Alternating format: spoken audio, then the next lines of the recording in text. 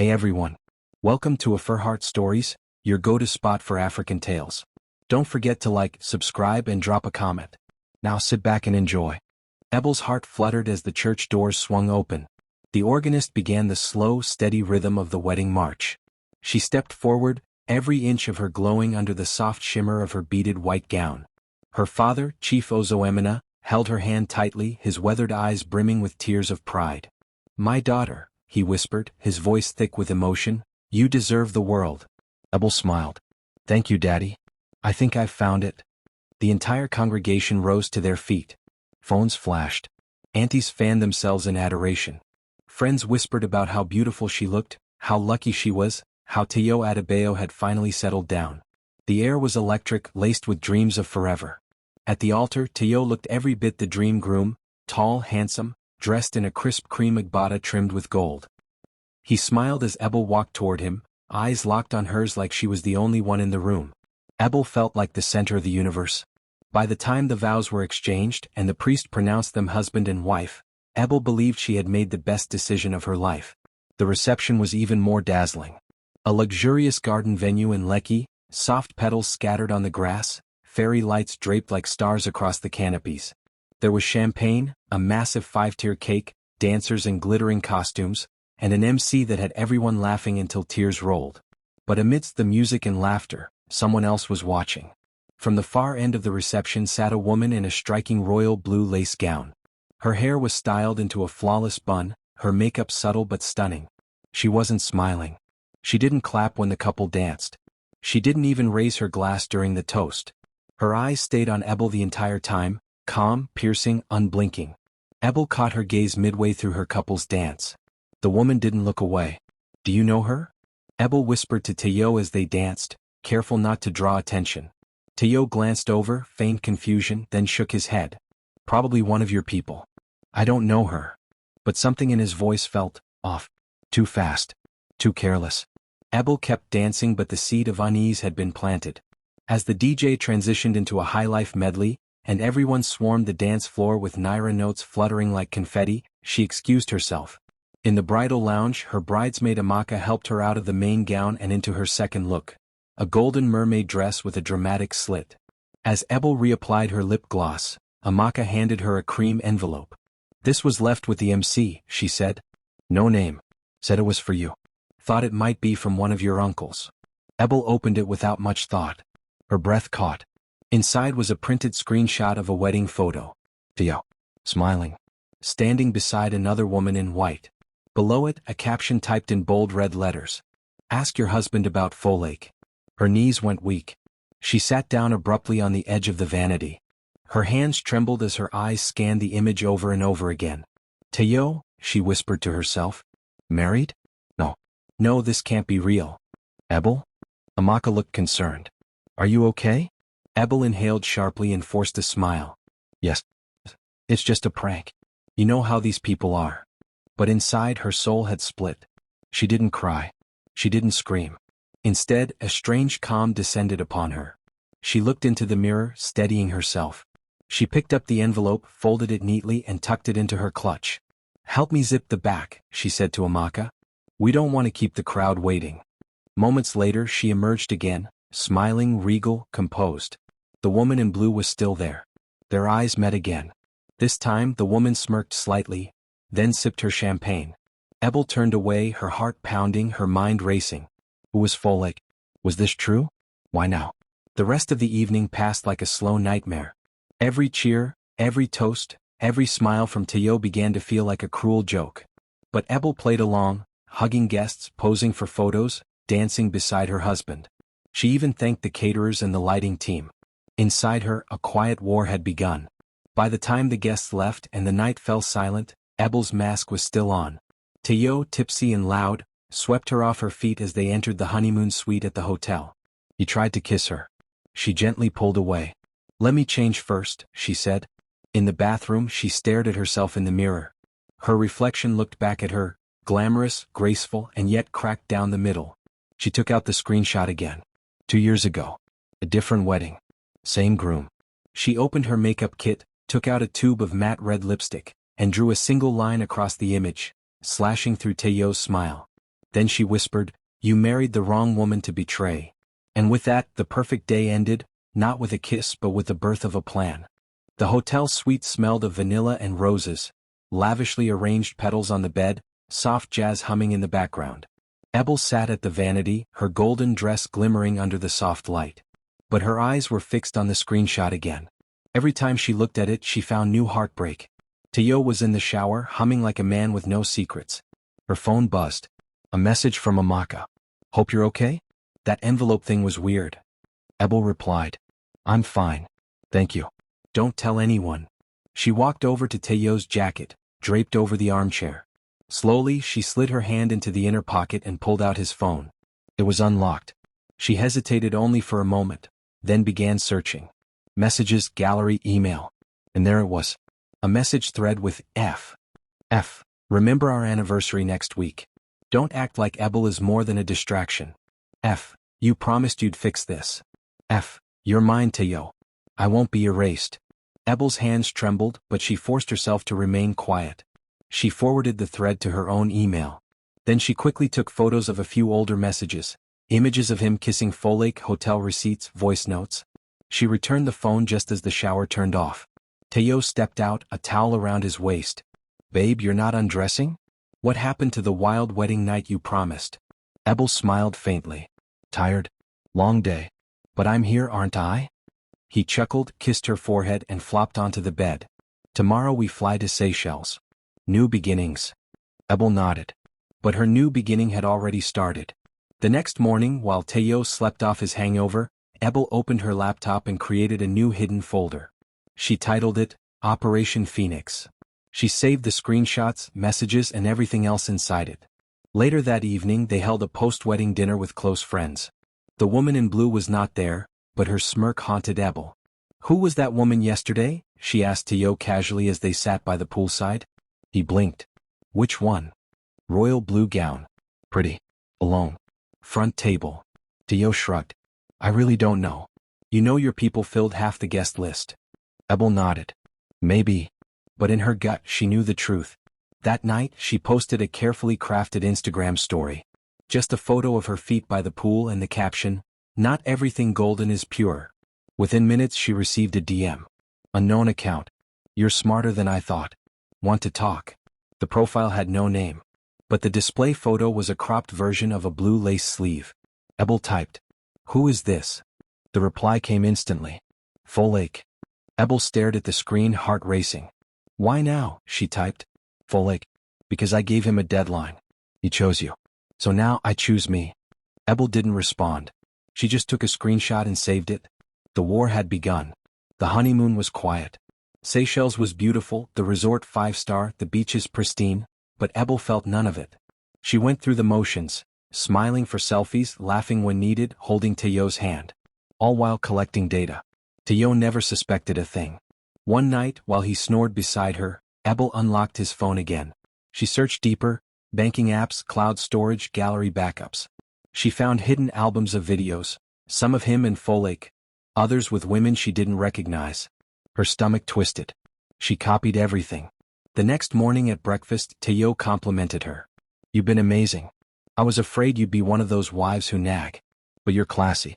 Graceful." Ebel sipped her juice. "You don't really know me yet." He laughed. "True. But I like what I see." Inwardly, she added another line to her mental checklist. When they returned to Nigeria, she resumed work at the financial consultancy firm she'd taken a break from. Everyone congratulated her on the wedding. She smiled through it all. But her evenings were filled with research. She paid a registry clerk 20,000 Nigerian nairas for a copy of Teo's previous marriage certificate. She also began following Folklare's accounts silently, piecing timelines together. Every night, she updated Operation Phoenix. Still, she never confronted Teo. She needed more. Ebel sat alone in her bedroom, her laptop open, a cup of tea untouched beside her.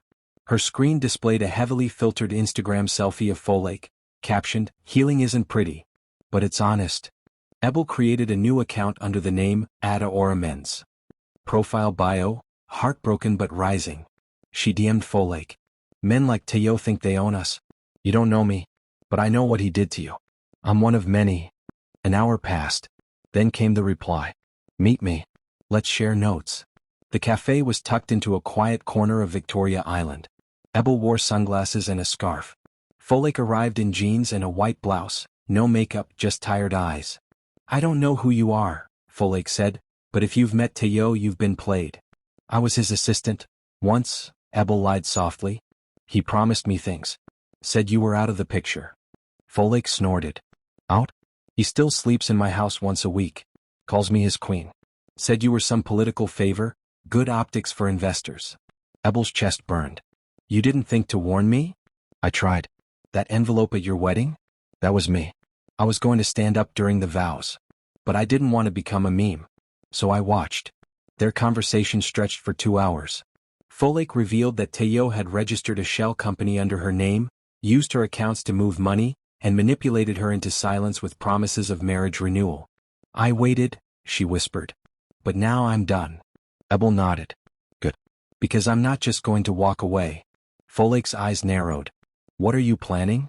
Ebel smiled faintly. Nothing loud. But when I'm done, Teo won't be able to lie to another woman again. Folek studied her. I thought I was strong. But you? You're something else. That night, Ebel added Folek's testimony to her folder. Operation Phoenix was no longer a plan. Was a mission. Folek sat across from Ebel again, this time in a more discreet restaurant tucked inside a boutique hotel in Ikoyi. They both dressed down, jeans and sunglasses, hair tied back.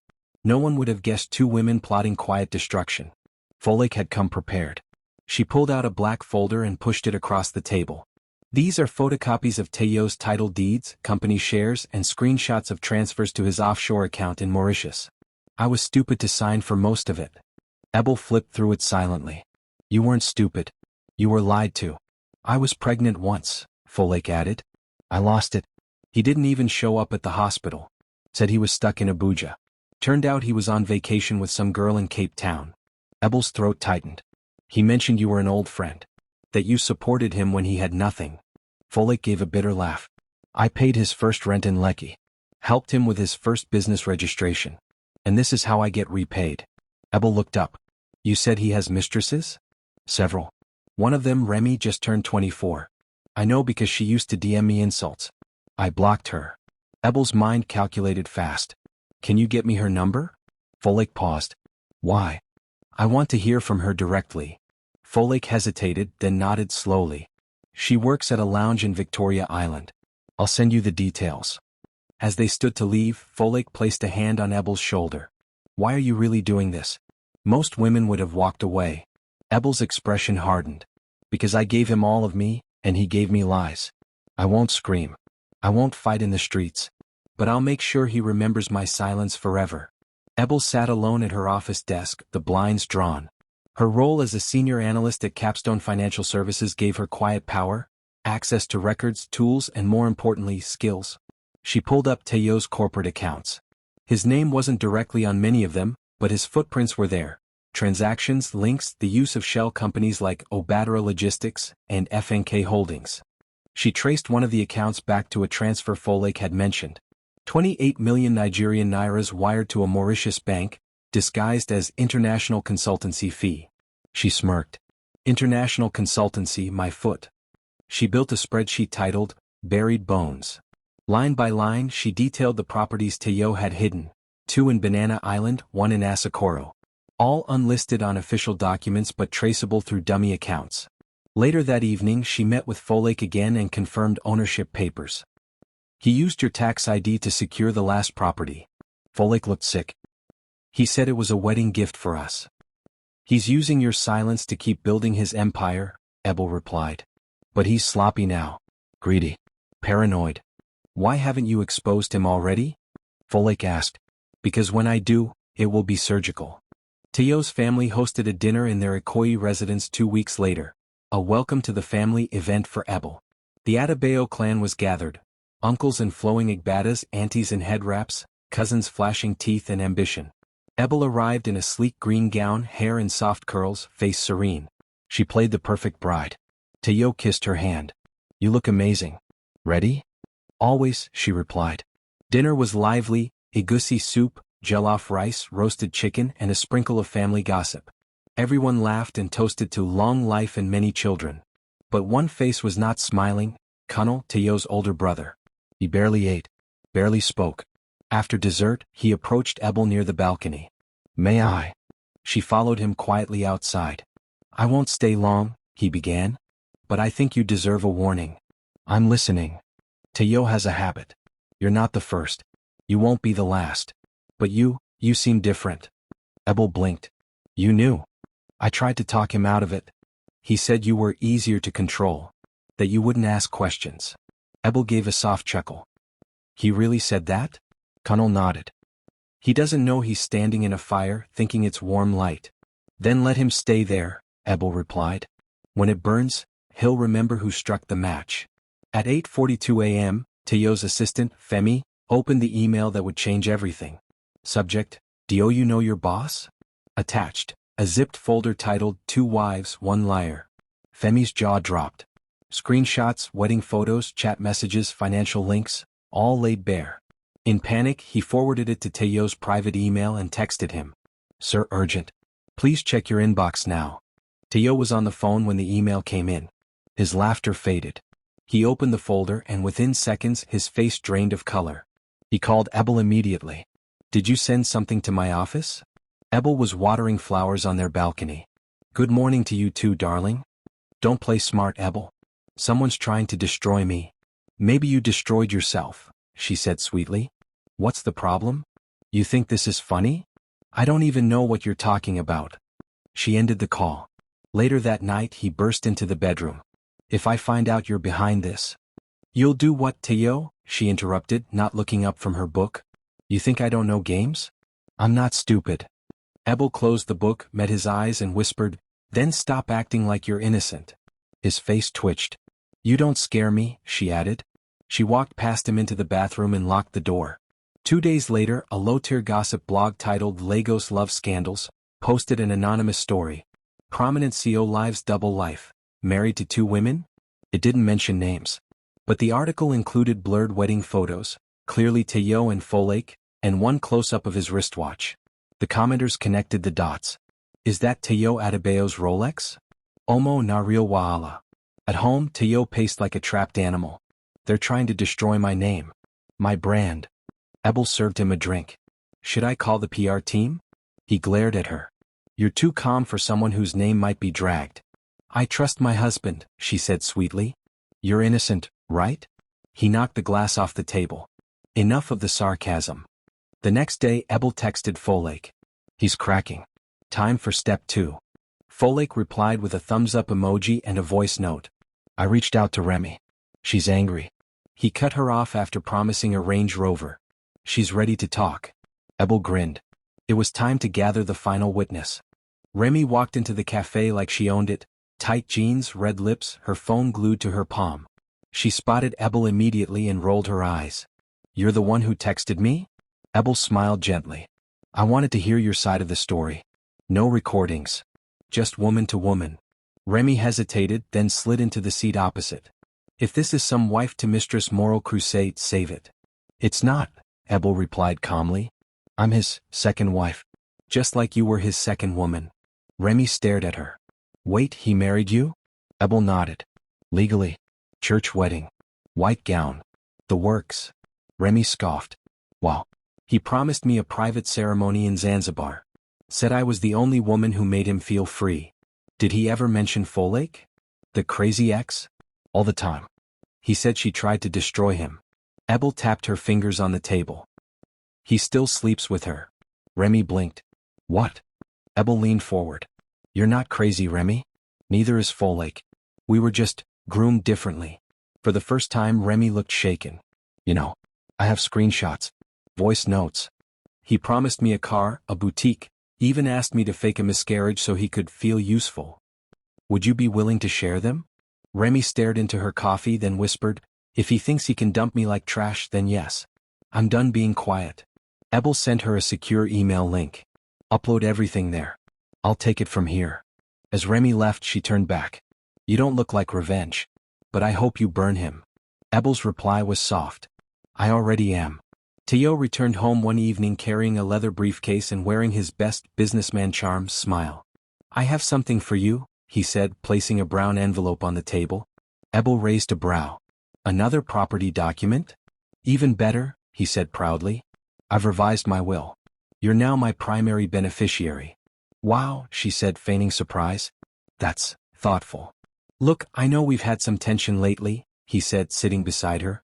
The media nonsense, people gossiping, none of it is true. I love you, Ebel. She touched his cheek. I know. He took out the will. Just sign here so the lawyer can finalize it. Ebel held the pen, hesitated, then signed. She casually folded a corner of the document as though adjusting it, just enough to sneak a discreet snapshot with her phone beneath the table. Teo kissed her forehead. You're my peace. She smiled. I'll always be here. He didn't see her upload the image to Operation Phoenix later that night. The will proved two things. 1. Teo believed she was still clueless. 2. He'd consolidated nearly all his assets in his name. And that meant when it all came crashing down, she'd be standing on top. It was time to light the match. Folklore wore a black wig and sunglasses. She sat in a private studio, backlit and blurred for anonymity. Her voice was edited, but her words were raw. He made me sign false documents.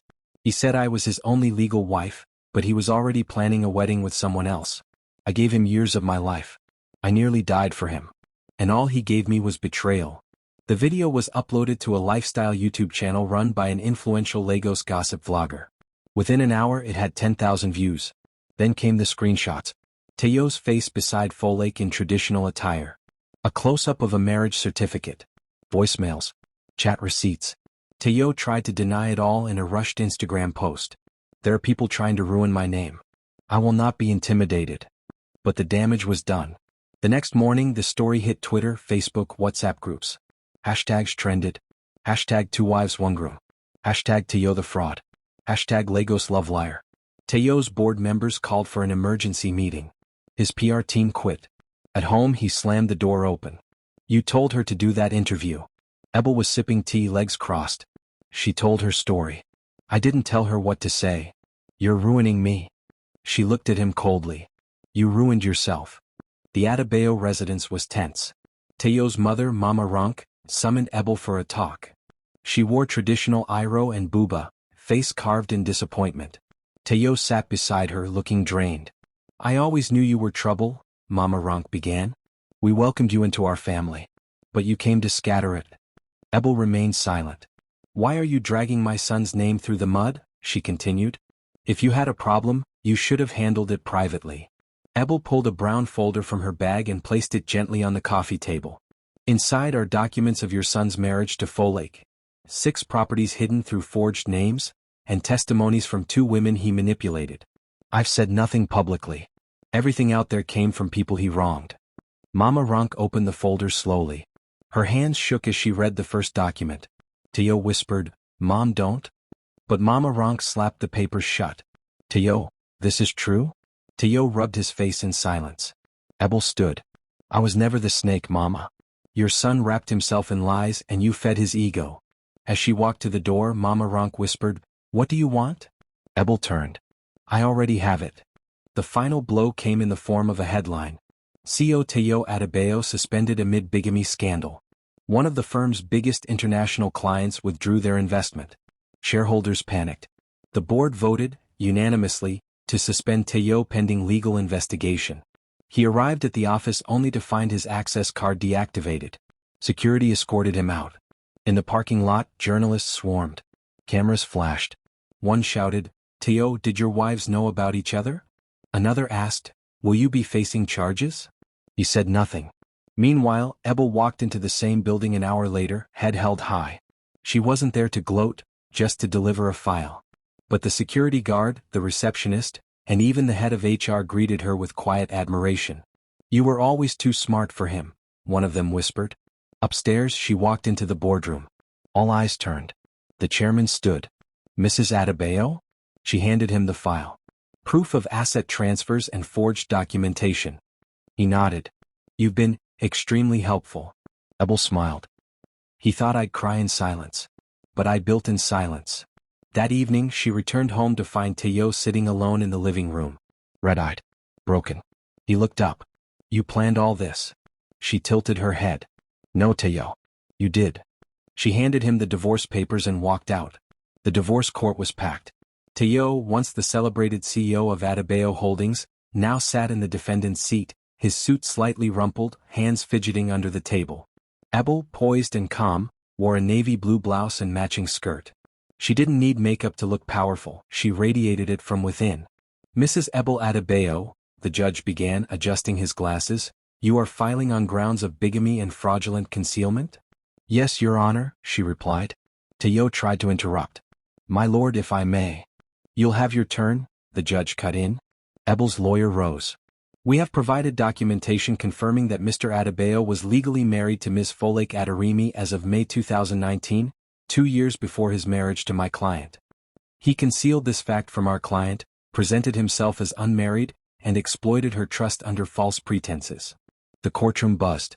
Teo's lawyer stood weakly. My client asserts that he was in the process of separating from Ms. Aderimi and had intentions to dissolve the marriage. Intentions are not facts, the judge said sternly. Abel remained silent through most of the hearing. Her lawyer handled everything, presenting bank records, testimonies from Remy and Folake, and even the will that proved how Teo tried to manipulate her into signing over future assets. By the end of the session, the judge leaned back. The evidence is damning. Not only is Mr. Adebayo guilty of bigamy, but he also engaged in systematic deception for financial gain. The ruling was swift. Abel was granted full divorce, 65% of all marital properties, including the Lekki apartment and the newly acquired house in Banana Island. A restraining order was issued. Teo was fined. As the session adjourned, Abel stood and walked past Teo. He looked up at her, broken. You were supposed to love me. She paused. I did. Until I realized I was only loving the illusion of a man. She walked out without looking back. Abel stood on the balcony of the Lekki apartment for one last time, watching the city pulse with life. The ocean breeze was gentle, and the horizon glittered like possibility. She had already packed her things. The property was being sold in a private auction, hosted discreetly through a real estate agency. The starting bid? 350 million Nigerian nairas. Folake arrived that afternoon to help her with the final boxes. You really want to sell this place? She asked. Abel nodded. It was gifted under false love. I won't build my peace on deceit. You could rent it. Make millions every year. Abel smiled. I have something else in mind. A few weeks later, the auction concluded. The apartment was sold to a foreign investor at 410 million Nigerian nairas. Abel donated 50 million Nigerian nairas to a legal aid foundation for women facing domestic deception and manipulation. The rest? She used to set up her own consultancy firm, Phoenix Strategic Advisory. She launched it quietly. No press release, no media stunt. Her first client was a multinational looking to restructure their Africa division. Her name began to carry weight in boardrooms Teo used to own. One morning she received a message on LinkedIn. From, anonymous, message, I thought you were just a wife. Now I see I was wrong. She didn't reply. She didn't need to. Folake stepped into the courtroom alone. No family. No friends. Just resolve. She wore a simple gray dress, her natural curls pulled back. Her hands were steady, so was her heart. The judge addressed her directly. Do you wish to proceed with divorce from Mr. Teo Adebayo on grounds of infidelity, financial exploitation, and emotional abuse? Yes, Your Honor, she said clearly. She had no fancy lawyer. Just evidence. And courage. The judge reviewed the documents quietly, the forged business registrations, screenshots of transfers using her name, and the ghosting messages when she had a miscarriage. This court acknowledges your suffering, the judge said, and awards you 50 million Nigerian nairas in damages, with legal permission to dissolve all joint properties. Folake didn't smile. She simply nodded. Outside the courtroom, Abel waited beside her car. When Folake emerged, they locked eyes and embraced like sisters who had survived war. I'm proud of you, Abel whispered. No, Folake replied. We did this together. Later that evening they met for dinner, just two women sipping cocktails, finally free. I thought I'd be broken after all this, Folake said, stirring her drink. But I feel weightless. That's what truth does, Abel replied. It clears the air. Folake raised her glass. To rising from fire. Abel tapped hers gently. To never burning in silence again. Teo Adebayo sat alone on the worn leather couch of his now-rented two-bedroom flat in Surulere. The AC unit rattled above him, but the room still felt unbearably warm. The blinds were shut. The living room was bare, save for a glass table covered in eviction notices, unopened mail, and a half-empty bottle of whiskey. It had been 4 months since the court ruling. 4 months since he lost everything.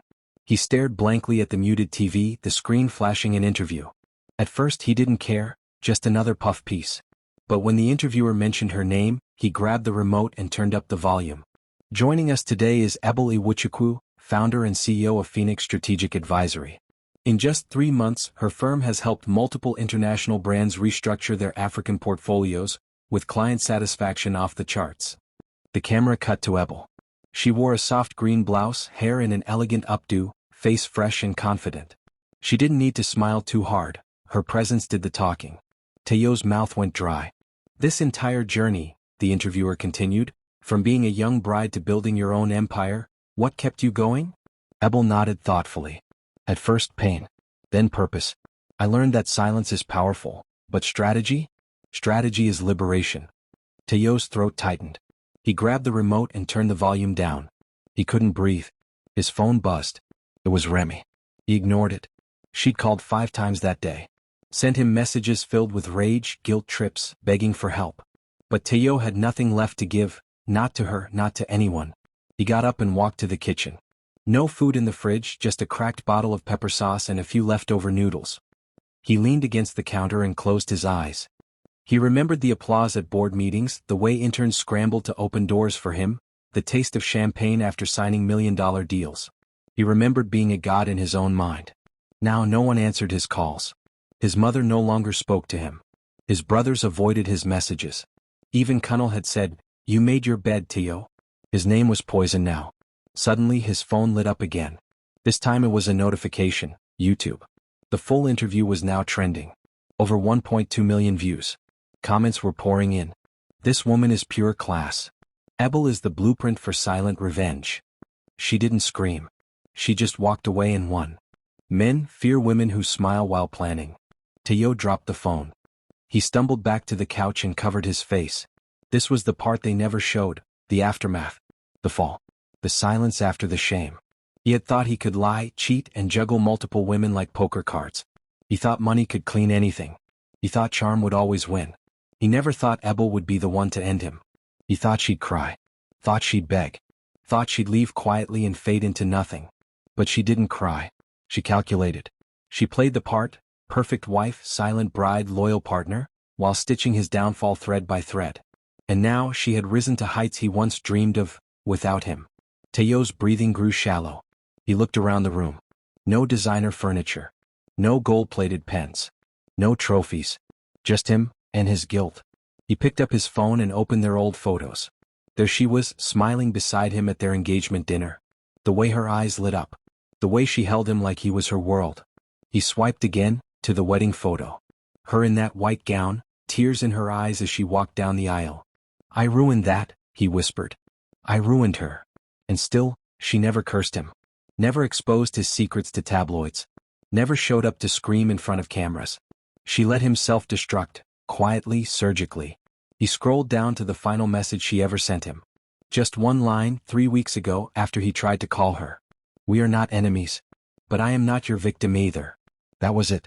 He dropped the phone again and let out a long, trembling breath. The kind of breath that came after denial had died, and regret finally entered the room. Then he said it aloud, just once, like a confession to a judge only he could see. "I lost the only real thing I ever had." The morning sun poured through the windows of Ebel's new office in Victoria Island. Floor-to-ceiling glass framed the bustling city below, a testament to her rise from chaos. She stood by the window, sipping hibiscus tea, her gold watch catching the light. Behind her, a large plaque read, "Phoenix Strategic Advisory. Strength. Strategy. Silence." Her assistant, Ruth, knocked gently. "Ma, your 10 a.m. client is on his way up. Also, the blog post you submitted anonymously has gone live." Ebel turned. "Already?" "Yes, Ma. It's trending." Ebel walked to her desk and opened her laptop. The screen loaded to a clean, minimalist site, the Silent Truth Journal. There it was. Title, "To the Man Who Lied to Me at the Altar." She clicked it and began to read. "You stood there with pride, confident, flawless in your Igbada, surrounded by applause. You held my hand like you meant it. But your other hand was tied to another life. One I didn't see coming until it slapped me with a photo inside an envelope. They said I should cry. I didn't. They said I should scream. I smiled instead. Because I knew what you didn't. My silence wasn't surrender. It was strategy. You lied not just to me but to every woman who believed in your words. You crafted stories with soft tones and false sincerity. But I crafted something too. A quiet fire that waited. Watched. Prepared. And now I walk free. With my name, my peace, and my power intact. You thought I was weak. But I was simply patient. You taught me how to fight quietly. But I won loudly. Ebel closed the tab and smiled softly. She didn't need her name on it. The world would recognize the voice anyway. Truth had a way of finding its stage. Her phone vibrated. A text from Folklore. Read it. Breathtaking. The perfect final note. Another came from Remy. I cried. You said what we all wanted to say. Thank you. Ebel typed back simply. We survived. We rebuild. She leaned back in her chair. Her life now felt like hers. No more adjusting to someone else's dreams, no more gaslighting, no more wondering if she was enough. She was enough. Her intercom buzzed. Ma, your client is here. Send them in, she replied. A tall, graying man in a gray suit walked in. Mrs. Awuchukwu, I've heard only good things. Your name came up in our board meeting 3 times last week. Call me Ebel, she said, shaking his hand. As they discussed strategy and expansion, Ebel's mind didn't wander once to Teo. He was no longer a shadow over her present. He was a lesson in her past. Meanwhile, across town, Teo sat alone in a cafe, hood over his head, newspaper in hand, trying to remain invisible. The waitress brought him water. He didn't drink it. His phone buzzed with a news alert. Anonymous blog post, to the man who lied to me at the altar, sparks national conversation on deception and revenge. He didn't need to read it. He knew who wrote it. He had felt every word in his chest before even clicking the link. The power of the piece wasn't in its bitterness, it was in its grace. She hadn't cursed him. She didn't even mention his name. But he had never felt more exposed. The comment section told it all. This is the kind of woman who wins silently. Her words healed me. I was once that bride too. To all the Teos of the world, your time is up. He closed the phone and looked at his reflection in the dark cafe window. Who was he now? Not a CEO. Not a husband. Not a respected man. Just a ghost watching the woman he broke walk out of the ashes stronger than ever.